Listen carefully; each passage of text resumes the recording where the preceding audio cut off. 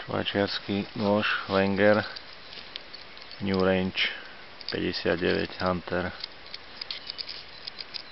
Táto firma Wenger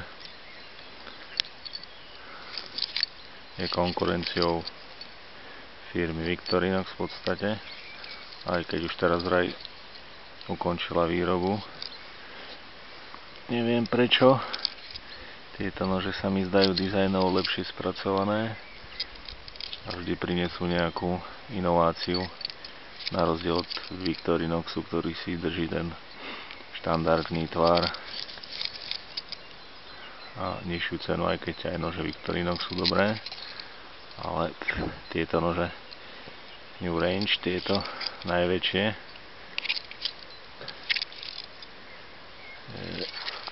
najväčšie z tej edície, čo vyrába firma Wenger, majú zo pár vychytávok, či už dizajnových alebo funkčných. Napríklad sa mi veľmi páči tento názov Wenger, to pri začiatku čepely, ktorý vidno aj pri zavrení noža, sú to také detaily, ale dávajú tomu nožu taký lepší vhľad. Aj spracovanie tej rukoveti je ergonomickejšie, aj keď trošku mi vadí toto otváranie, čím sú Wengery známe.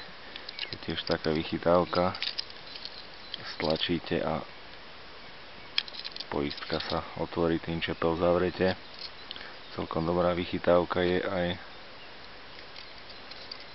toto drážkovanie na konci čepele. Príjemne sa drží. Táto firma vyrába aj čepele s otvorením na jednoručné otváranie v podstate. Má takéto očko, také väčšie vybranie, že to otvoríte aj jednou rukou, čo je dosť výhoda, no ale toto je obojručný. Tu už vidím, ako sa perfektne drží a pravím aj toto drážkovanie tu je veľmi dobré a komfortné na ruku. Dĺžka čepele by malo byť 10 cm, dĺžka ručky 120, váha som to vážil 160 gramov, čo nie je nejako extra veľa, ale ani extra málo na zatvárací nožík. Výbrus vyzerá byť do Včka plochý s malou fazetkou, ale neviem, či to na videu bude vidno. Od výroby sa mi zdalo veľa ostrejšie ako treba, keď si kúpite Victorinox. Tento Hunter má 3 čepielky,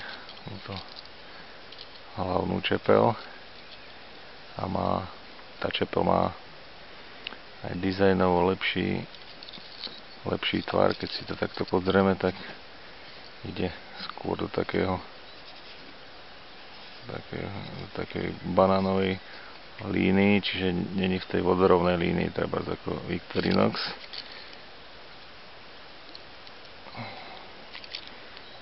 Čo si myslím, že mu dáva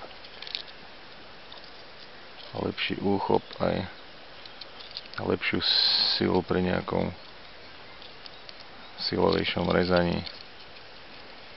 Takže Wenger je známy touto poistkou. Pri Victorinoxoch to normálne prstom takto zatlačíte a zavrete. Je to lepšie, že sa to dá aj jednou rukou zavreť. S otvorením je to ťažšie. Ďalej je tu pilka, celkom ostrá, veľká zhruba ako tá čepel, čiže okolo 10 cm.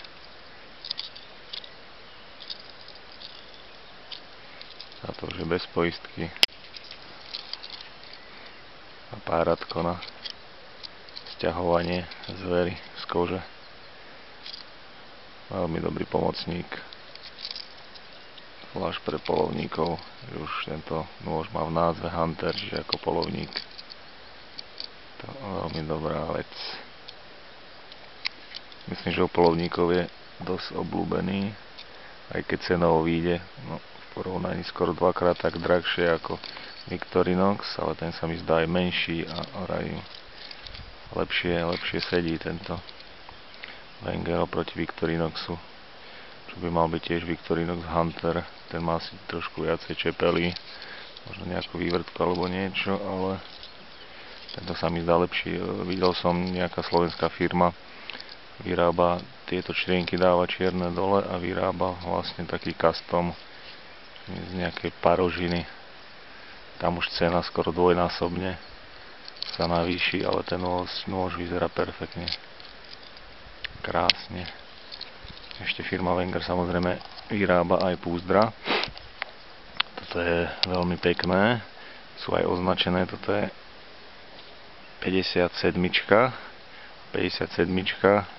Skade zobrali to číslo, ale znamená, že je na tieto najväčšie nože štepelov 10 cm. Má tu aj také pekné vybranie, čiže tam zapadne perfektne. Je to krásne spracované. Na opasok rátam aj tak aj do 4-5 cm, možno by sa tam zmestil opasok.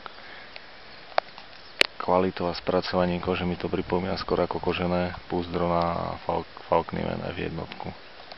Veľmi pekné púzdierko a sa mi zdá, že asi aj najlacnejšie na tieto nože tejto veľkosti. Cena tohto je okolo 50 €, 55, čo není málo.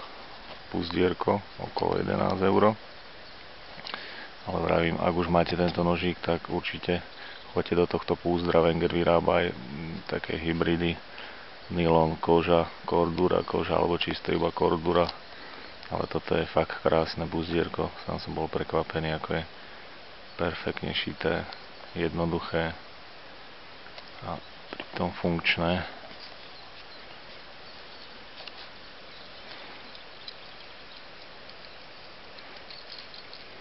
Je to ešte karabínka na uchytenie alebo na nejaký strapec parakordu. Vyrába sa ešte tie črienky v rôznych farebných prevedeniach, hardwood, kamufláž alebo niečo na štýl. Je to v podstate kriklavá kamufláž nejakého lesa, neviem ako by som to inak preložil.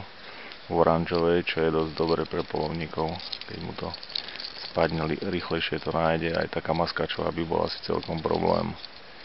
Celkom pekne to vyzerá aj tá oranžová maskačová, tiež je to asi hardwood, nejaká imitácia lesa, ale z oranžovej, čo celkom zaujímavé. Tu sa chystám dať nejaký taký kriklavý strápec, aby sa fakt nestratil pri práci. Aj keď dosť viditeľný je ten krížik.